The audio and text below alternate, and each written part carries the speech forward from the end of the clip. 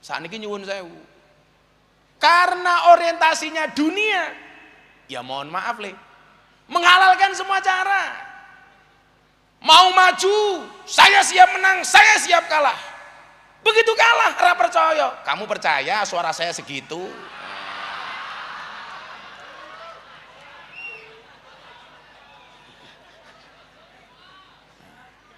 Saya kemarin telepon sama Bib Idin, ayo Bib, besok buka puasa bersama. Jam piro Gus? Jam Ganjar plus Anies. Wow.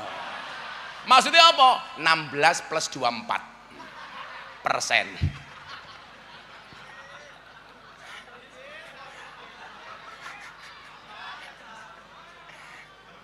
Oh, wis rampung. Kalau yakin kok.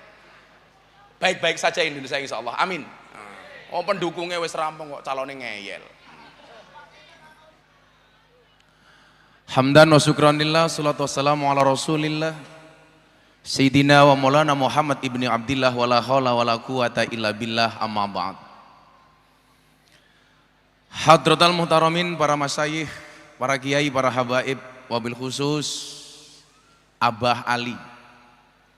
Satu kalimat yang populer dan masyhur dari Abah Ali,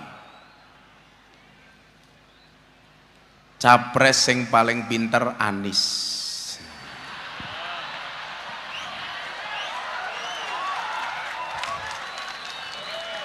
Tapi sing menang Prabowo.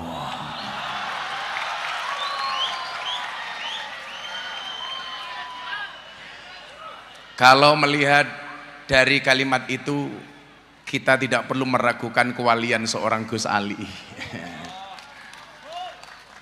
Karena ittaqu firasyatal mu'min fa innahu yanzuru binurillah. Yang saya cintai, Habib Idin, saya punya kalimat untuk beliau. Al-uyun tansa man ro'at walakinnal qulub la tansa man ahabbat. Mata bisa lupa siapa yang dia lihat, tetapi hati tidak bisa lupa siapa yang ia cintai.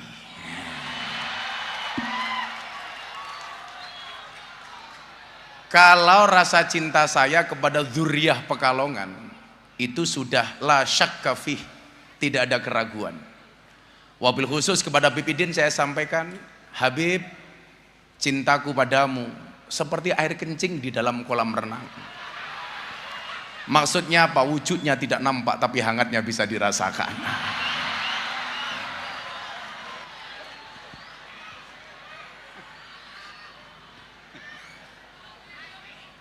Beserta para ulama, Dewan Asatid, wabil khusus segenap sivitas Pondok Pesantren Bumi Sholawat, beserta para dzurriyyah yang sangat-sangat saya muliakan. Para pejabat yang berkenan hadir dalam semua tingkatannya, terima kasih. Walaupun sudah bukan musim kampanye, masih mau datang. Karena biasanya ngundang mereka itu repot. Makanya kemarin pas pemilu kalau saya dikasih es teh, itu tidak, kalau ada gulanya tidak pernah saya aduk. Supaya apa? Supaya manisnya di akhir. Karena kalau manisnya di awal sudah biasa, kayak cangkeme caleg.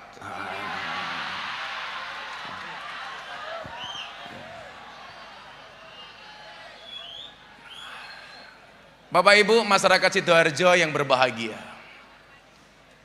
ketika melihat kesuksesan seorang Abah Ali, atau dalam hal ini guru kita Maulana Habib Lutfi bin Yahya Pekalongan, dan di saat yang sama saya harus melihat putra-putra beliau seperti Gus Mudor, putra Habib Lutfi, menantu seperti Bib Idin. Saya teringat dengan sebuah makalah, innana lanangzuru ila syababi ala asasin hadabnu fulan au qaribu fulan.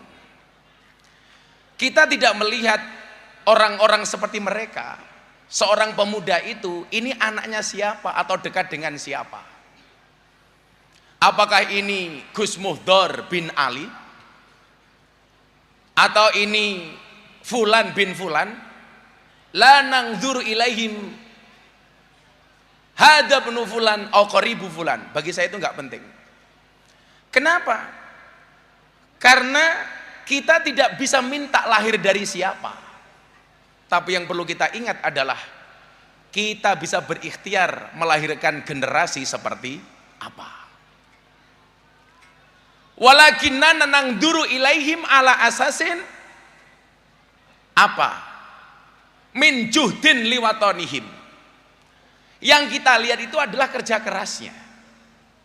Maka disitulah kemudian kita butuh simplifikasi. Kita butuh karakter. Kayak Habib Idin ini pinter beliau. Mau bersaing dengan kealiman Habib Lutfi berat. Makanya mengambil jalur dakwah sholawat. Soalnya kon ngalim kaya mara tuane abot Bib, abot gitu loh. Sehingga apa? Daripada bersaing di wilayah dakwah seperti Habib Lutfi itu tidak mampu, maka sholawatan baik. Karena kalau harus sama-sama dakwah seperti Habib Lutfi, saingannya abot, rugi dong.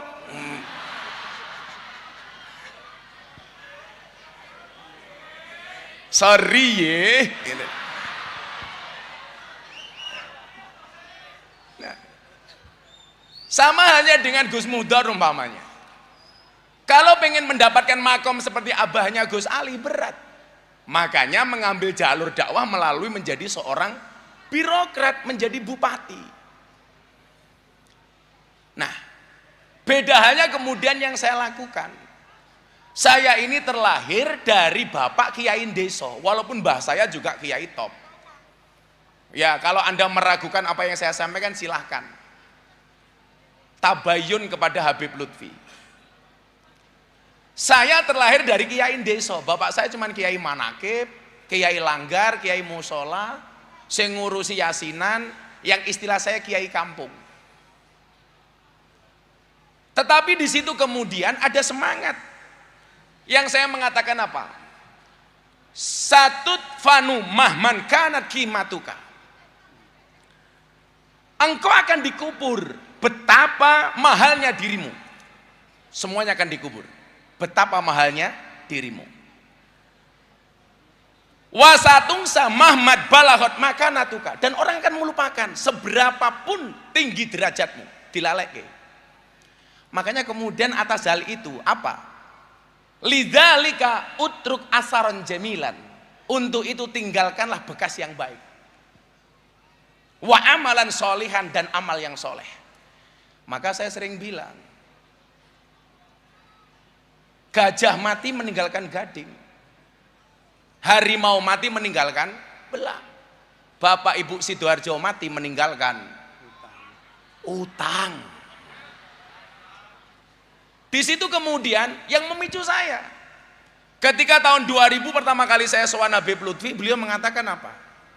Waktu itu saya ingat betul yang disampaikan oleh Abah Lutfi kepada saya ketika membahas soal nasab. Wasyarul alamina dawul humuli idza fa'akhartahum dzakarul jududa. Le, tak kandani le. Habib Lutfi itu waskito. Sejak saya miskin nggak punya apa-apa, saya sudah dipanggil juragan. Saya datang dari jauh, beliau langsung manggil, juragane teko. Padahal saat itu saya miskin kuadrat. Walaupun mbah saya sebenarnya kaya 7 turunan. Problemnya saya keturunan nomor 9.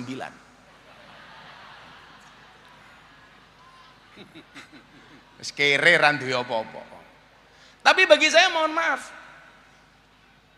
nggak ada masalah.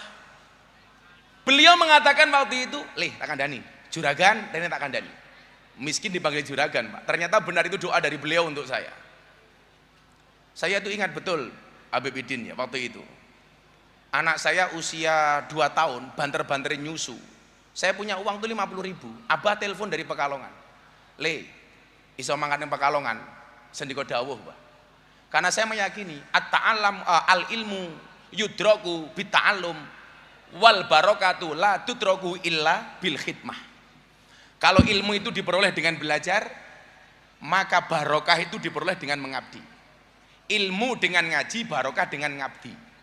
La tutraku illa bil khidmah. Mila bocah-bocah hadrae Habib Idin iki niate khidmah wae. Ewadene kuwi dijatah titik karo Habibe ya ora apa-apa lah khidmah ngono ae.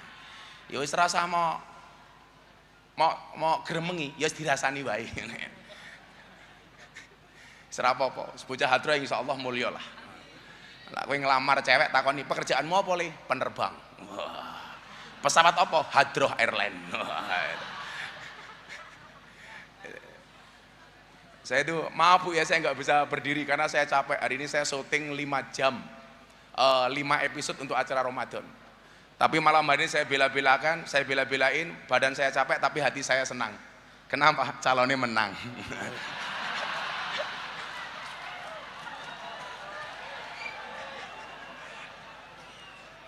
Nah, saat itu saya ingat betul Abah, ditelepon sama Pak Lutfi, "Le, mangkat di Pekalongan." "Nggih, Bah, sendiko. Saya punya uang 50.000 coba." Anak saya nangis gak punya susu. Susunya waktu itu Morinaga Bu. Pilihannya 2. Saya berangkat harus menggunakan uang ini sowan Habib Lutfi, atau saya beli susu untuk anak saya nggak bisa sowan. Saya nggak punya motor. Akhirnya saya bilang sama istri saya, "Beb, izinkan saya pergi ke Pekalongan sowan Abah." "Nggih, Bah. Soal susu anak, orang mungkin anak mati mergo telat ngombe susu. Sak ngamuk-ngamuknya anak telat ngombe susu, luweh ngamuk yen sing telat bapake."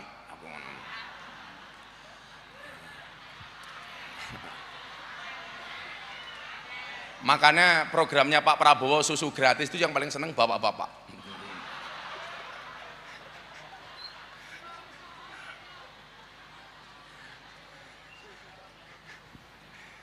Akhirnya saya sowan. Memandang wajahnya orang soleh itu kan mohon maaf ya, nggak perlu kita ngomong apapun, ketemu saja sudah seneng. Kayak gini ibu-ibu lihat Habib Idin itu senengnya ra umum, apa mana rondo anyaran, ya Allah gitu.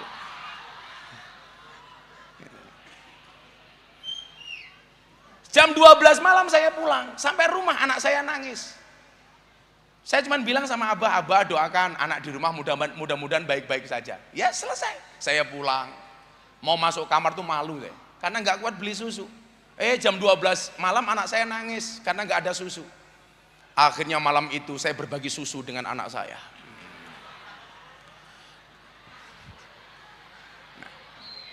Tetapi apa? Ketika kemudian Habib Lutfi mengatakan sama saya waktu itu begini, "Wasarul alamina dawul khumuli idza faqarta dzakaru jududal." Katakan dalil. Generasi yang paling jelek itu adalah satu generasi ketika ada orang hebat, ketika ada orang ngetop mengatakan, mbahku mbiyen luwih hebat daripada iki. Habib Idin selawatan kaya mbahku mbiyen suarane luwih apik. Tapi di saat dia ngomong seperti itu, dia bukan siapa-siapa.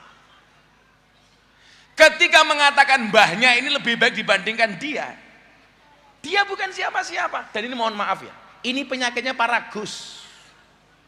Ini penyakitnya para Gus. Bapakku pondoknya gede, kuwi pondoknya bapakmu cok, gitu loh. Gak bahaya tah, gitu loh. Yang kamu banggakan apa? Wong pondoknya mbahmu kok. Bapakku santrine oke, kuwi bapakmu. Maka kemudian dilanjutkan, wa khairul alamina dzu hasabin qadimin aqama li nafsihi hasbang jadida. Tapi generasi yang paling top itu apa?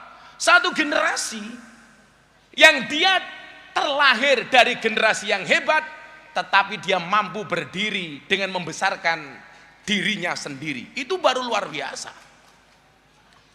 Sehingga saya dulu Abah, mohon maaf ketika di Lampung, "Le, kowe mulya gedheke pondoke keluarga."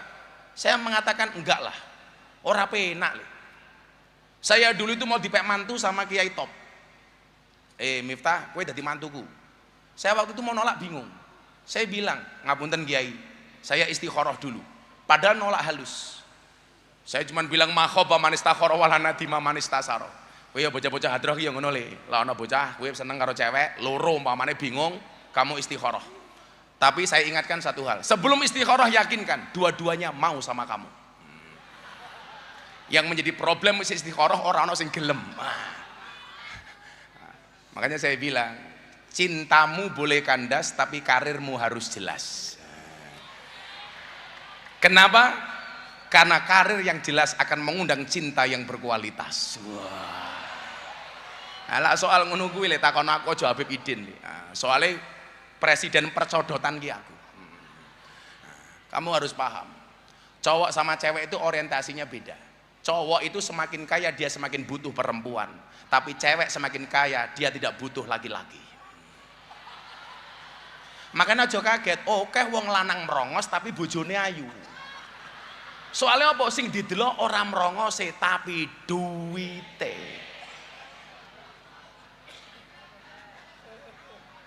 Saiki wong lanang ki ra penting. Mbok-mbok kuwi lho tak kandhani.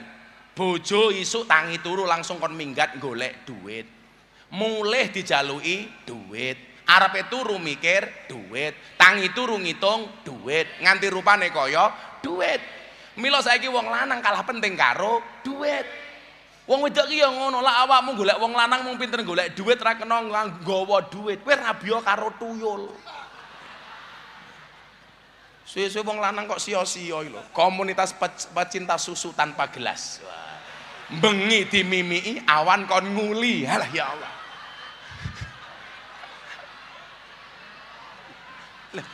Aku ki lak ngomong bab susu ki madhabe Gus Ali. Apa awakmu ra kelingan syaratnya warung laris kuwi kudune pelayane susune iso dicantoli peci.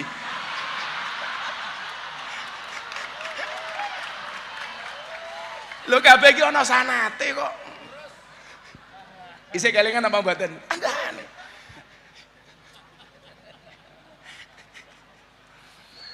Nah,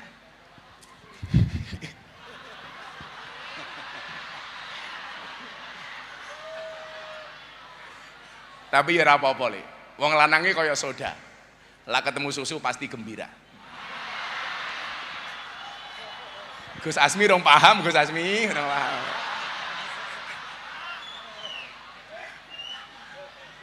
Shallu ala Nabi Muhammad. Makanya beban-beban seperti Gus Muhdor, seperti Habib Idin itu berat, Pak. Berat. Karena membawa nama besar sesepuhnya. Berat. Maka ketika saya diminta untuk memberikan prakata untuk acara manakib mbah saya umpamanya di Tegalsari, yang kemarin Gus Bahak ke sana. Jadi Gus Bahak kemarin datang ke Tegalsari tanya, nasabe Gus Miftah teng Tegalsari niku kados pundi? Disampaikan. Oh, nggih, leres. Saya malu ketika harus berbicara karena dalam acara manakib itu pasti di dalamnya haul itu di dalamnya pasti apa boleh? Wayud karufihi manakibul mutawaffa. Disampaikan manakibnya orang yang dihauli, yang mati. Lah kalau saya menyampaikan bahasa saya stres no. Oh mbahku wong top. Jadilah kaya Habib Idin ini umpamanya jelas sampai Kanjeng Nabi nasabnya mesti hafal. Lah problemnya orang Jawa itu kan kadang sampai mbah wis lali, Bang. Nggih. Saya alhamdulillah sampai mbah saya nomor 18, saya masih ingat. Yang dari salah satu jalurnya itu nanti ketemu dengan Mamah Salmah, istrinya Habib Lutfi. Maka saya itu kalau dihitung menurut Abah itu adik keponakan Mamah Salmah. Maka seharusnya Habib Idin itu memanggil saya Ami. Aja macam-macam, Beb. Macam-macam. Ya lah Habib Idin minimal mazyae ganteng, suarane apik lah, minimal lah kentir menang aku. Karena saya punya prinsip kullu syai'in idza kasura rahusa illal adaba. Segala sesuatu itu kalau jumlahnya banyak pasti murah kecuali adab. Makanya kalau pengen mahal gampang, jadilah yang sedikit. Karena barang itu kalau sedikit langka, kalau langka pasti antik, kalau antik harganya mahal. Kiai itu banyak, tapi sing ngurusi lonte jarang. Sopo? Gus Miftah. Berarti Gus Miftah kiai? Kiai larang goblok gitu.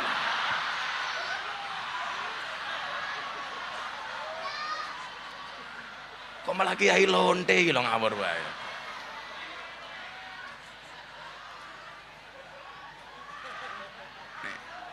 Saya didik meneh, bare dilanjut ke Habib Idin wae.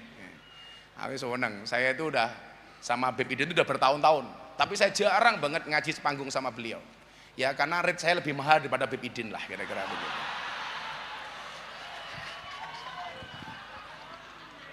Sorry ya, gitu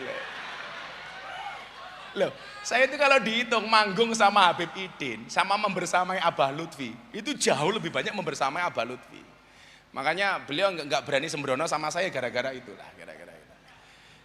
Mumpung nyekel mic, dilupane ya dientek kayak kanggo Habib ya. Oh, tenan gitu.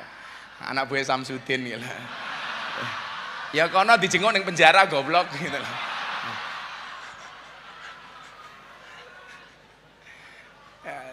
Ya aku lah belajar lah lele, santri-santri juga begitulah. Kalau toh harus viral, mbok viral lah dengan prestasi bukan sensasi. Gawe konten orang mutu lho, din lho jane.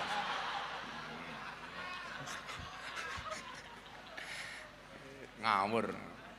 Pak Kapolda telepon saya, Gus izin. Yang bersangkutan kita tangkap. Loh, kenapa izin sama saya? Kan podo guse. Mbahmu ku yo beda kok aku. Kebetulan Pak Kapolda ini sahabat saya lama. Lah kono ya Gus Dukun, walaupun saya dulu juga pernah dianggap sebagai Gus Telek. Dasar Miftah Gus Telek, ora apa-apa. Wong telek iki sakti kok. Buktine apa? Ora ana wong ngani ngidak-ngidak telek, ora ana. Sapa sing wani? Bahkan kok ana wong Sidoarjo ngidak telek dingklang, yakin aku. Aduh telek. Tapi ya lucune wong Sidoarjo ngerti telek malah diambu, telek apa ya.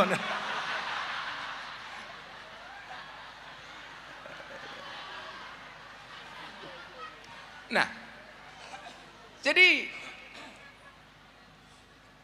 bagaimana kemudian hari ini ketika kita hal seperti ini tantangan besar bagi generasi berikutnya. Ini abot untuk melahirkan orang seperti Abah Ali ini belum tentu 100 tahun ke depan umpamanya muncul umpamanya. Maka kalau saya itu Beb ya, semakin banyak orang viral, bagi saya semakin seneng. Minimal beban dakwah kita itu bisa ya orang viral mergo tukar bojo goblok gitu masuk ya. Kalau banyak orang viral di kalangan anak-anak muda Nahdlatul Ulama, ini bagi saya kabar gembira. Sehingga banyak pilihan gitu loh. Toh falikuli syai'in maziyah. Mbok kayak apapun saya itu disuruh sampai ke makomnya Habib Idin nggak mungkin bisa lah. Nggak mungkin mampu. Tetapi juga sebaliknya, Habib Idin kan blusukan yang lokalisasi kaya aku, yo nggak akan mampu, gitu. Nggak akan mampu. Apalagi kalau mau Ramadan begini, Bib, saya itu punya, kalau Abah Lutfi itu kan torikonya bangun makam. Kalau saya itu torikonya bagi mukena untuk mbak-mbak purel, nah, untuk mbak-mbak begenggek. Nah, kalau tretes sudah, kemarin saya bagi mukena di tretes 580 mukena. Akhirnya Ramadan mereka terawih menggunakan mukena dari Gus Miftah. Rambung traweh yo kerja meneh, subhanallah. Tak takoni payuran nduk alhamdulillah bah laris kok bisa nggih berkah Abah ya Allah. Lambene aku.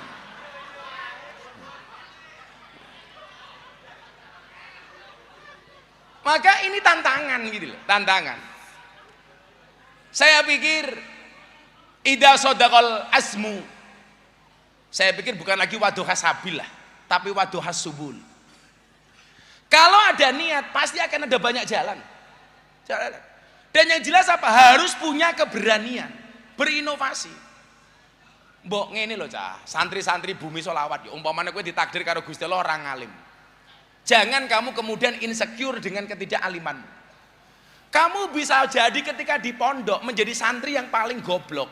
Tetapi begitu pulang ke kampungmu menjadi santri yang paling pinter. Soalnya apa? Sak kampungmu ra ono sing mondok kecuali awakmu. Paling pinter. Kalau saya itu nggak insecure, Pak. Maka dulu ketika saya dihujat habis-habisan dalam banyak hal lah. Saya itu kan kadang-kadang heran dengan ahli ibadah itu. Ahli ibadah itu pandai menyebut nama Tuhannya, tapi juga pandai membicarakan aib saudaranya. Banyak ahli ibadah yang tidak bisa menjaga lidah. Dia banyak memuji Tuhannya, tetapi tidak bisa menjaga lisannya. Mila kaya saya dirasani macam-macam itu, saya bisa tetek. Karena apa? Berlandaskan dua hal. Ada dua yang saya bahas. Kenapa dua? Karena yang menang dua. Gitu loh. Oke. Oke gas. Gitu loh. Yang pertama, yang menjadikan saya kuat, walaupun dulu Habib Idin tahu ya, Habib Lutfi itu orang yang salah satu membela saya pertama kali ketika saya di klub malam dan di lokalisasi. Karena yang memberikan izin ke sana juga beliau. Waktu saya dihujat, dasar Miftah penjual agama di tempat lokalisasi. Waktu itu jawaban Abah tuh begini, Miftah ki bengkel, sing jenenge wong bengkel itu kadang-kadang kotor, ya kadang-kadang mambu oli, kadang-kadang kena gemuk, kadang-kadang kena minyak. Kalau saya mengisyaratkan apa? Mengibaratkan, ibarat orang sholat di masjid le.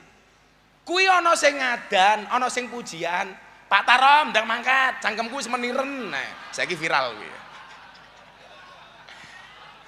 Kuwi ana sing ngimami, ana sing selawatan, ana sing tahlilan, ana sing dibaan, ana sing manakipan.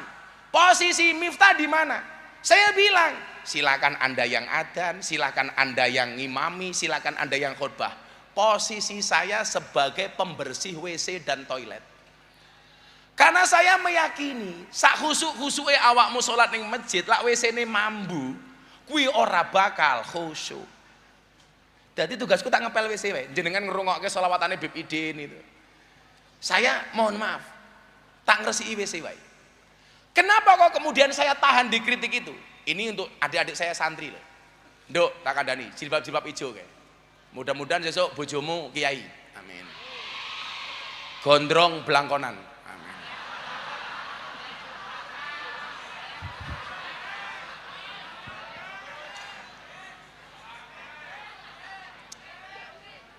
Enggak lah, saya itu enggak akan menyakiti hati perempuan karena saya tahu filosofinya perempuan. Perempuan itu mampu menyembunyikan rasa cintanya selama 30 tahun. Tetapi perempuan tidak mampu menyembunyikan rasa cemburunya walaupun cuma sesaat. Wah, itu perempuan.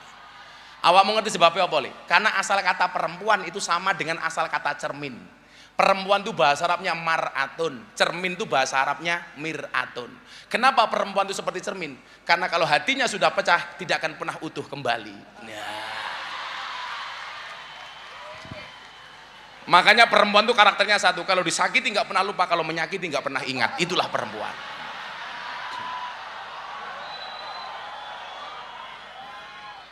Makanya sak kondang-kondangnya Habib Idin ora mungkin wani karo bojone, ora mungkin.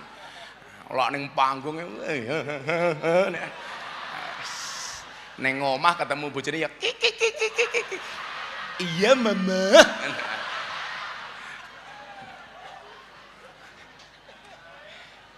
Kalau saya insya Allah. Sopo sing ngomong podo? Luweh parah. Tambah nemen. Dua hal itu apa? Dua hal itu. Yang pertama, ini masalah orientasi dan mindset. Man wahaba nafsahu lidunya lan tu'tiyahud dunya illa qit'ata ardin yudfanu fiha. Yang kedua apa? Man wahaba nafsahu lillah sayu'tihillahul jannata ardhuas samawati wal ard.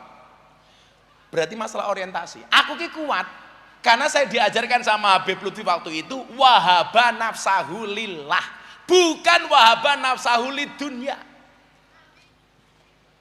Karena kalau wahaba nafsahu lidunya menyerahkan dirinya untuk dunia, lan tu'tiyahud dunya illa qit'ata ardin. Dia tidak akan pernah mendapatkan dunia kecuali hanya secuil saja. Bahkan apa? Secuil tanah itu yudfanu fiha, yang akan menguburkannya. Makanya saat ini nyuwun sewu. Karena orientasinya dunia, ya mohon maaf Le, menghalalkan semua cara. Mau maju, saya siap menang, saya siap kalah. Begitu kalah, ora percaya. Kamu percaya suara saya segitu?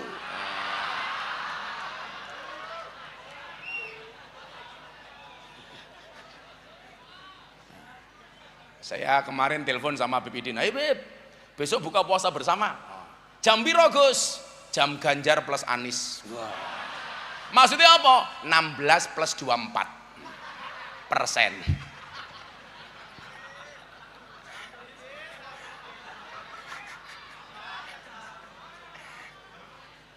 Wis rampung. Kula yakin kok. Baik-baik saja Indonesia insyaallah. Amin. Oh pendukungnya wis rampung kok calonnya ngeyel. Kemudian kalau kita mau kuat, jangan wahaban nafsahu lidunya, tapi apa? Wahaban nafsahu lillah. Aku wis pasrah li. Milo saya bilang, kalau ada orang menjelek-jelekkanmu, senyumin saja, berarti kamu baik. Karena kamu baik, maka kamu dijelek-jelekkan. Kalau kamu direndahkan, kamu tersenyum. Kenapa? Berarti kamu tinggi. Makanya kok ada orang membaik-baikkan dirinya, pasti dia jelek. Sing ana kuwi le, wong susah ngrasani wong seneng. Ora ana wong seneng ngrasani wong susah. Sing ana kuwi wong gagal ngrasani wong sukses. Ora ana wong sukses ngrasani wong gagal. Di mana-mana ki yang sombong biasanya yang menang. Lah iki sing kalah malah kemelinti gitu loh. Yang ada itu yang di bawah ngrasani sing di atas, bukan yang di atas ngrasani yang di bawah. Ana iki awakmu ngrasani Pak Prabowo, ora mungkin Pak Prabowo ngrasani awakmu. Maka kemudian apa? Wahaba nafsahu lillah, bukan lidunya. Mila saya mau dibully kayak apa? Kayak kemarin viral, Gus Miftah bagi-bagi duit. Itu saya bagi duit bersama kancane Beb Idin, Haji Her Meduro.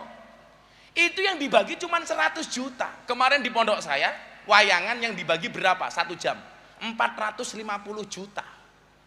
Kenapa kita bisa bagi itu? Bukan karena kita banyak duit. Saya punya prinsip, bukan seberapa banyak yang kamu miliki, tapi seberapa banyak yang kamu bagi. Kenapa Gus Miftah banyak berbagi?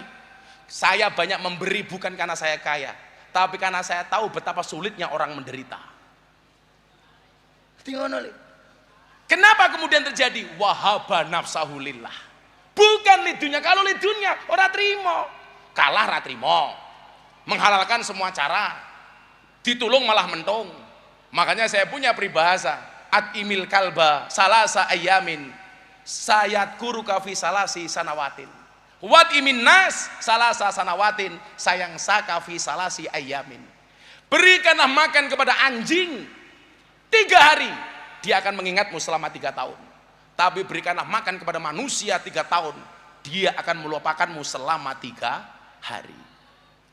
Diwenehi mangan 3 tahun, menungso ki lali 3 dino, asu kayak dipakani 3 dino, kelingan 3 tahun. Maka itulah yang sering saya bilang, kalau di Amerika anjing itu seperti teman, tapi di Indonesia banyak teman seperti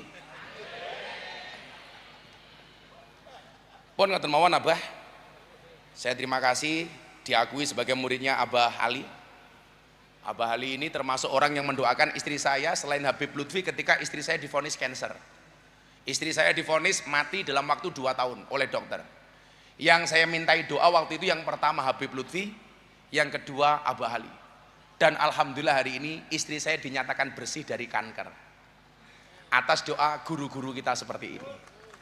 Maka kita hanya minta kepada Allah, mudah-mudahan guru-guru kita seperti Habib Lutfi, seperti Abah Ali, seperti Yaidah Ploso, mudah-mudahan dijaga usianya oleh Allah, dipanjangkan umurnya dalam kebaikan dan kemanfaatan.